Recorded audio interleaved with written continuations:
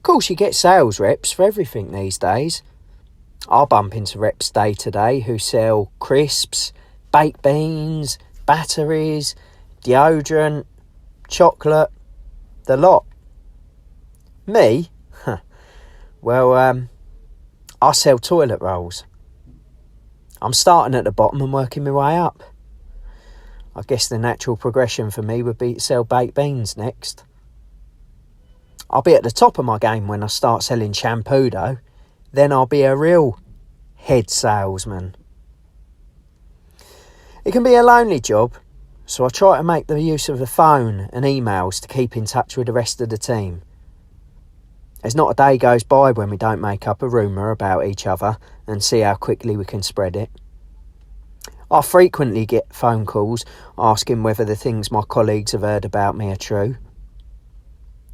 The latest rumour is that I refuse to share hotel rooms at team meetings because I like to parade around in my Star Wars onesie. I then correct them that I'm actually a Trekkie. You get some good perks with the job as well. The car's definitely the best. It's not a bad one. A nice little Astra Estate with a turbo diesel engine under the bonnet. I'm not sure why they give us the turbo one though, as if I break the speed limit, my boss gets an automated email. I've got this little black box in there, you see, that records everything I do. We do get a little bit of leeway though.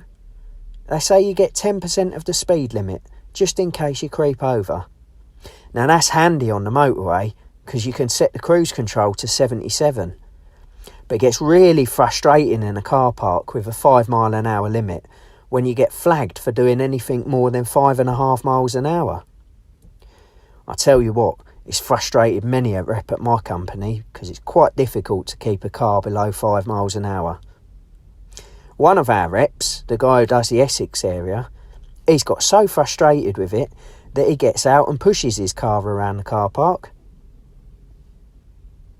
I think like every job, this one has its dangers too. But the biggest threat to the sales rep, I'd say, is pheasants. It probably makes you laugh, but I tell you what, I've hit 4 in the last year alone. The last one, now he was playing chicken. He stood there in the middle of the road, waiting for me to swerve.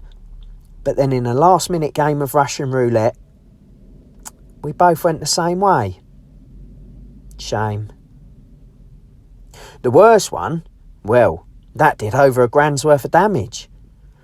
Sad thing is, it wasn't even my car. Mine was in for a service that day, and due to the garage misplacing the courtesy car, yeah I know, an easy thing to misplace, I was given the branch manager's car for the day. Oh, it was a nice one, top spec, and it didn't have a black box to email my misdemeanours to my boss. I was free for the day without an electronic tag. Now it had all the safety features, sensors to stop you going into the car in front of you or into the lane beside you. I was actually starting to think that this car was accident proof. That was until the world's largest pheasant flew into the side of it. Boom! The noise it made. It had me thinking I'd been sideswiped by an elephant from the zoo. I decided to leave the feathers and the blood and the guts on the car when I returned it. Otherwise, no one would have believed such damage could have been caused by a pheasant. I now take my car to a different garage for its 6-month service. Now other dangers, well, they mainly exist in the car park. Here you find road rage, self-propelled trolleys, and mothers with buggies which struggle to go in any direction other than straight. The biggest threat though, however, has to be the threat of being struck whilst walking across a car park by another maniac sales rep pushing his Vauxhall Astra at 6 miles an hour.